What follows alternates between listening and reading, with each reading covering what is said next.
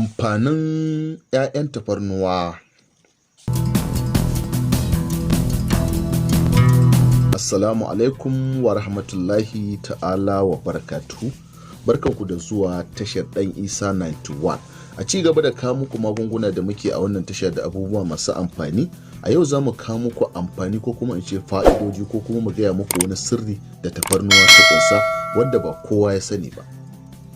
Tafarnuwa dai 'ya'yan itace ce wacce take fitowa kamar albasa. Ana amfani da ita a kasashenmu na Sahel da sauransu, ko kuma ce a kasashen Laraba da kasashen duniya suna amfani da tafarnuwa. Domin za ka ga cewa ko bature ne zai ma girki zai wuya a cikin kayan haɗi ko kuma irin kayayyakin da ake haɗa irin su magi da kuma duk wani abin da ka san cewa abinci ne mai ɗanɗano, zai wuya ka ga cewa ba sinadarin tafarnuwa a ciki.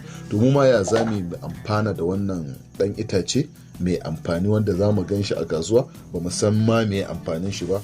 Wasu kawai sun ɗauka iya maganin sanyi tafarnuwa take. To tafarnuwa ta kunshi abubuwa da dama.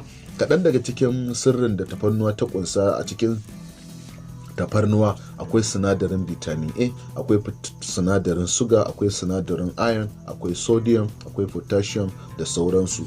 Wannan kaɗan ne daga cikin abin da masana suka gano cewa tafarnuwa, amfani da tafarnuwa ko a ci ko a dafa ko kuma a sha ko kuma a sa ta a abinci da sauransu, yana taimakawa rayuwa ko kuma ce lafiyar ɗan adam. Musamman mu nan yankinmu na Hausa wanda ba ma yawan amfani da irin wannan magungunan sanyi, amma mun kware wajen shan ruwa fiya wuta mai sanyi, mun kware wajen shan lemo haka da su yogurt da irin kayan sanyin nan da kake sha. Idan ka sha shi ba du yake fita ba, zai rage ma wani sanyi wanda shine yake haifar da sanyin mara, mai sa yawan yin fitsari, mai sa saurin inzali lokacin saduwa, mai sa abubuwa da dama.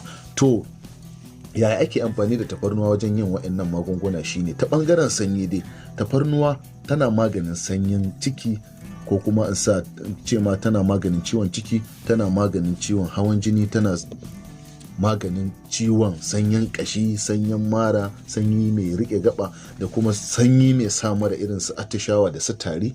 To ya ake amfani da shi? Bugu idan ka samu tafarnuwa, za a samu mai fama da irin wannan ciwon ciki ko waye, za a dinga amfani da shi. Ana jiƙa tafarnuwa saboda cinta haka wani sa'in idan ka ci tafarnuwa haka zalla, abin da take samawa za ta ma magani, amma in ka ci ta yi oba tana shanye ruwan ciki ta sama ciwon koda. To ya za ka yi amfani da shi? Shine za ka dinga amfani da ita ne wajen ka jiƙa ta ruwa haka wanda za ka iya sha ba tare da yama yawa ba. Shi dai sama ake cin ta saboda in ka ci ta za ka ga kana yin gyatsa ko waye tana fitowa. To za ka dinga amfani da ita kaɗan ne, amma in a girki ne kana iya baza ta ka zuba a cikin abinci ka dafa. Idan suyan nama ne ka soya, insha Allah sanyin da ya shafi irin gaɓoɓi ko kuma hanci idan ga riƙewa, da izinin Allah za a samu sauƙi. Bugu da ƙari, tafarnuwa ma ana amfani da ita wajen maganin sihiri da sauransu. Domin idan aka samu tafarnuwa ana jiƙa ta ana sha da safe, to duk wani irin sihiri da ake dan kokullawa saboda aljanu ba sa son warin tafarnuwa, za a samu afuwa da yardar Allah. Sannan idan aka samu wanda aljani kuma ya buge shi haka, yana buge shi, yana yawan buge shi, za a samu tafarnuwa a jiƙa ta a dinga bashi yana sha kafin ya ci abinci. Da izinin Allah shi ma za a samu afuwa da yardar Allah. Sannan kar ku manta, kar ku kasance kafin mu ci gaba da muku bidiyo, ku tabbata idan ba ku yi mana subscribe ba, ku danna mana subscribe, ku yi mana sharing din bidiyon mu cikin group na WhatsApp ko Facebook da sauransu.